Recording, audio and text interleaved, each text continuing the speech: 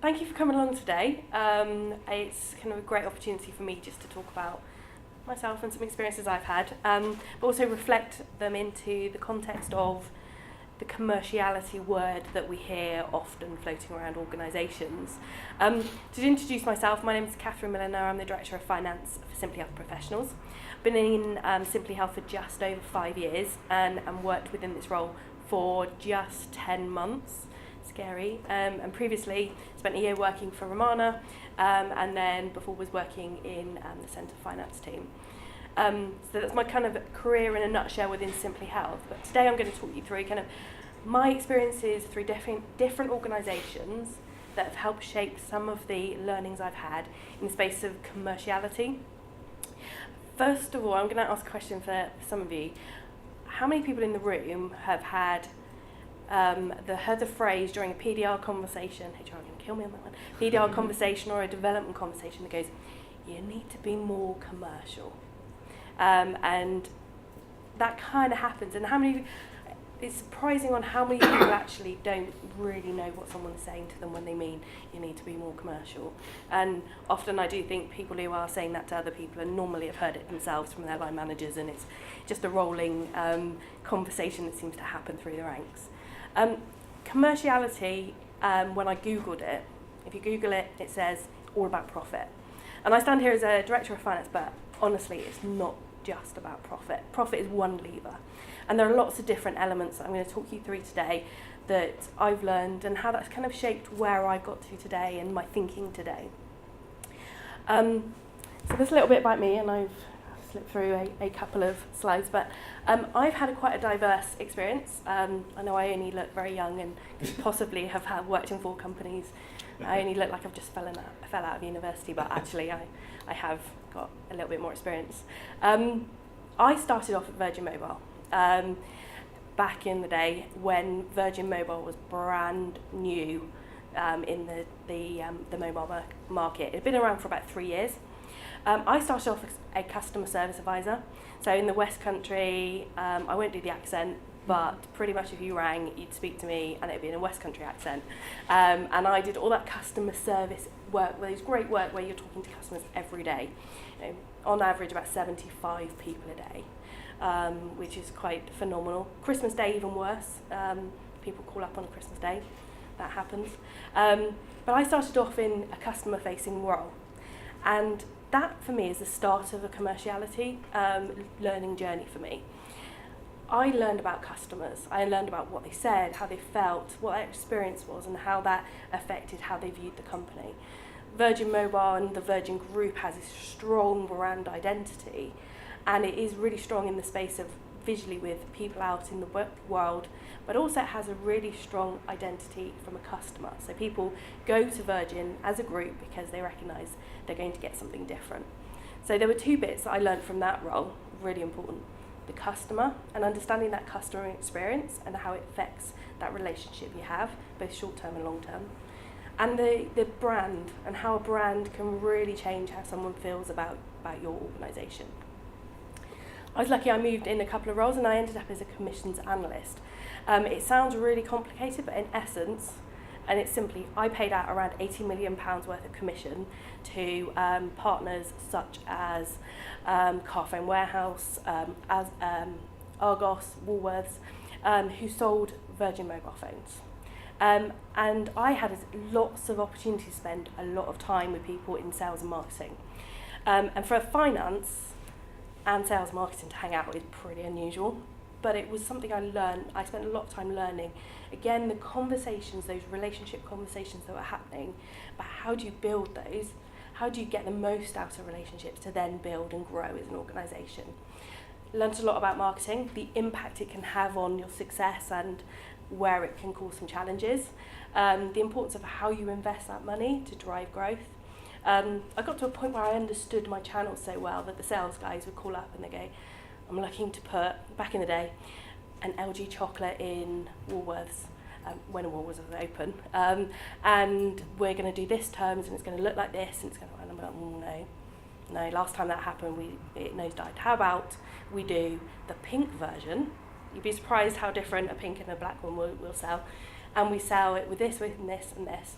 And by helping shape others when they go out and sell the products, with that insight I was gaining in that role, we were able to grow in different areas. And what I took from that is that data and that insight that you see every day can really help shape some of the choices you have. Virgin went through massive changes when I was there. Bought by NTL Telewest, rebranded, and we can all understand the impact of a rebrand, what that does. But the things I took away from it is, first of all, different organisations have different goals. And their goals was having that great customer experience and destroying the competition, because that seemed to be what they were really interested in. Mostly annoying Vodafone was one of the key objectives most years. And when I left there, I took this kit bag of customer experience, sales and marketing.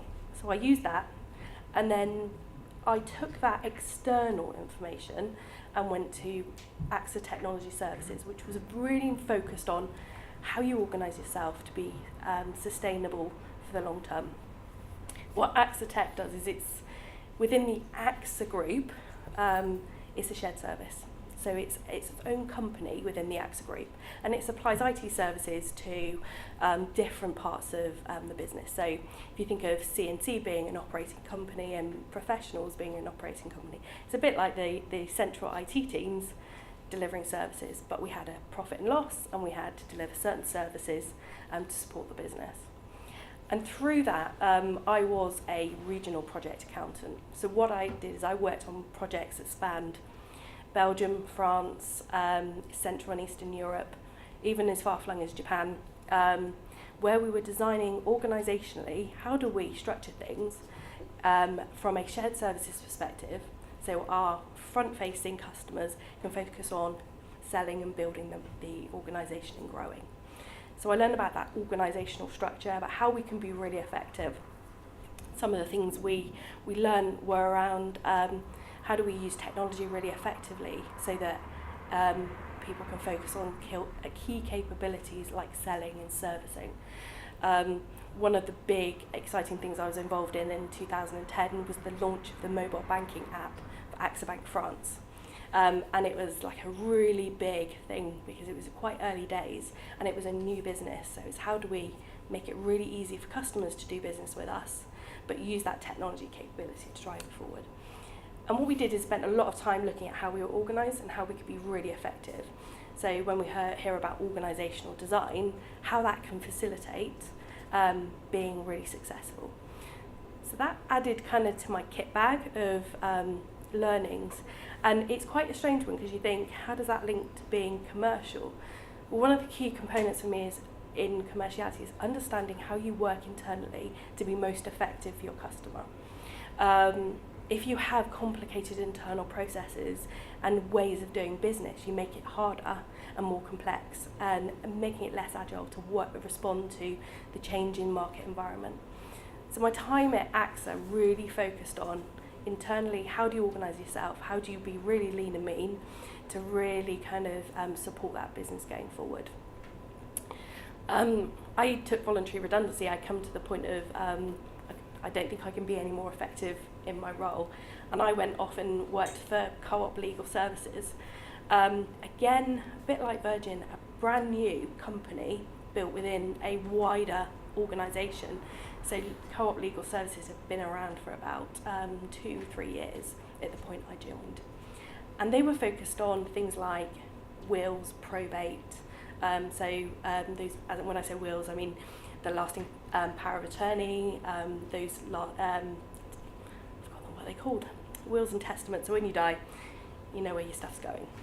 Really important stuff. And there was, it was quite an interesting time because I came in there with my kind of excitement of a new role to be presented with, we're going to grow this organisation and we're going to grow fast and we're going to do it by tripling the price of our products. I was like, can you do that? Like, common sense tells me you can't. So some of the first things I was presented with was, this is kind of how we view our customers, that we can do that. And I leant back to my Virgin Mobile experience days and go, but how do you grow a business if you think tripling the price and not making any changes to how you operate, how you work, and how you make it easier to business with, is going to help you grow and sustain in that market. And I did a lot of work on competitor analysis in that role. So I knew that this plan was on the table about tripling the price, which even now I'm still like, no. And I looked at our competitors. Our competitors were reducing the price. They were looking at different ways you could interact with their products. So they were going predominantly online.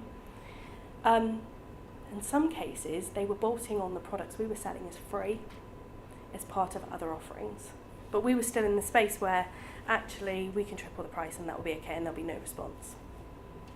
It was also when you looked at other elements of marketing, and marketing is really important for growth because you need to get yourself out there. And there were assumptions around how we could grow the business where we could just send literature. In days where people are starting to go more digital, Google's the place you go, online, Facebook, Twitter, Instagram, those are the places people look. We're going to send out more literature. And when you work backwards and you go, how many pieces of literature would we have to send out based on the conversion rate? So someone gets a leaflet and what's the likelihood they'll take it up to convert to a sale? What's the general conversion rate? The conversion rate on most of the literature was less than 1%. And in order to achieve 1 year's growth targets, we'd actually have to mail the entire population of the United Kingdom in order to meet the growth targets. And you go, that's nuts. So you get into that space where how do we become more effective in growing the business?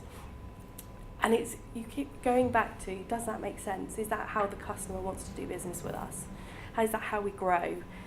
Is that sustainable? So we talk about sustainability being really important. But you can't blanket email the entire United Kingdom every year, every time you want to grow, because at some point someone's going to get annoyed with you. And with things like GDPR and changes in data protection, that becomes even more challenging. I actually didn't spend much time at Co-op Legal Services. I have to say, as a role of commercial project accountant, which was my job, it was didn't sit right with me that the assumptions we were making were right for the customer, were the best way of doing business, and it was like banging my head against a brick wall. So knowing my kit bag, knowing the things I learned, I was just like, this is just something that's going to not move forward. Interestingly, not long after the bank had the challenges, then this particular organisation ended up writing off £20 million and had to build itself back up again. So I took a good call. So it wasn't because I did anything, just to be clear. I didn't cause any of that. But it said something, alarm bells rang about commerciality and that commercial sustainability. So the assumption that a customer would do something and wouldn't respond to a triple price, that they want to do business in the same way, didn't sit right. And then after that I came to Simply Health, and really kind of what the area which has really helped me draw together all my experience was working for Romana for a year. So I have seen things in my career through Virgin, through AXA, through Co-op, which are very much in that operational space and those day-to-day decisions that we take. But working for Romana, I saw that upper tier, so that strategic thinking. So what are the long-term ambitions of an organisation? And the reflections I had, and I did a lot of listening and learning, and it was like a baptism of fire, because you don't see the organisation and how it operates until you've sat next to Romana for a few days. It's quite interesting. But the learning I had was what we're doing today, how does that affect where we're going, and how do we link that back? And then I use that kind of piece of the commercial decision making we're making day to day. How do we make those choices? And the reflection for me has been, commerciality isn't something about profit. It's not about the just profit in isolation. It's about balancing things. So it's that balancing of that customer experience, that CXI score that we see in our measures and our bonus measures. If the customer experience isn't great and we're not delivering to our customer, how do we expect to retain our customers? And that impacts our membership. So one of our other core measures in the organisation is membership. So how do we grow our membership? But if we've got poor customer service, poor customer experience, and we're not doing the right things by our customers, and we're not delivering to their needs, then our membership goes down. And then there's the profit element. So there's this commerciality, to me, is that gentle balance of those three areas.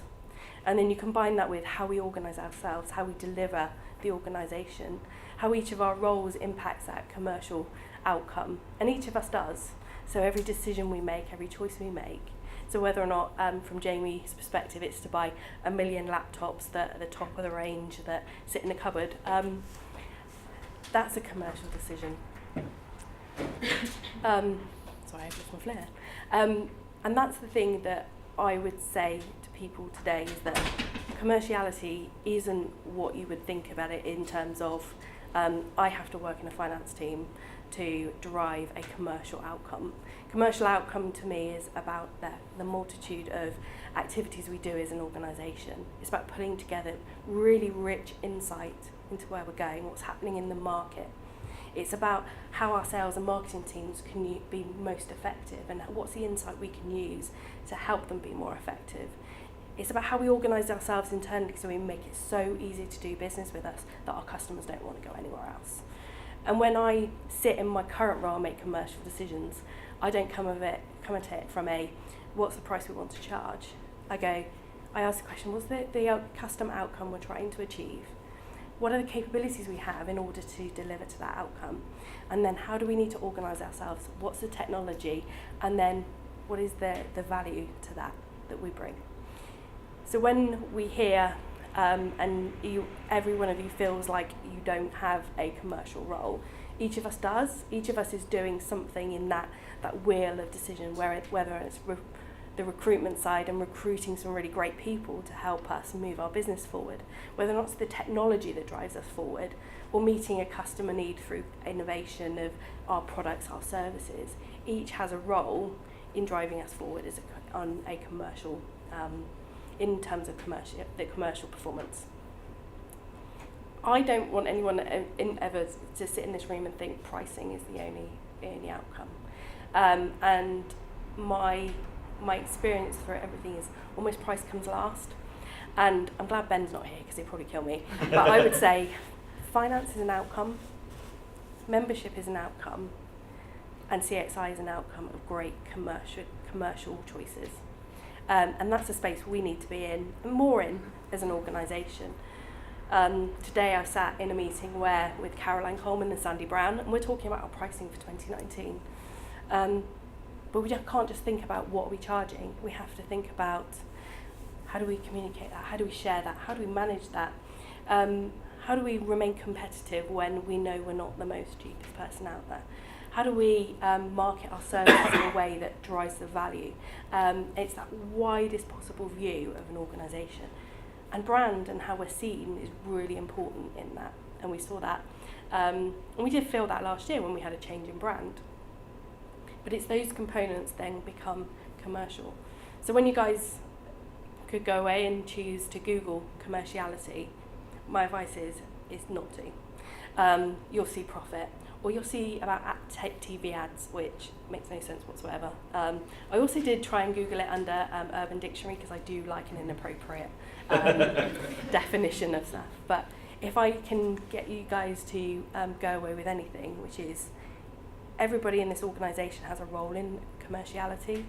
It doesn't necessarily feel like on day-to-day you do, and you may not feel actually I'm driving a commercial outcome, but the sum of the parts means as an organisation we are driving a commercial outcome in those three measures, the CXI, the membership and the profit.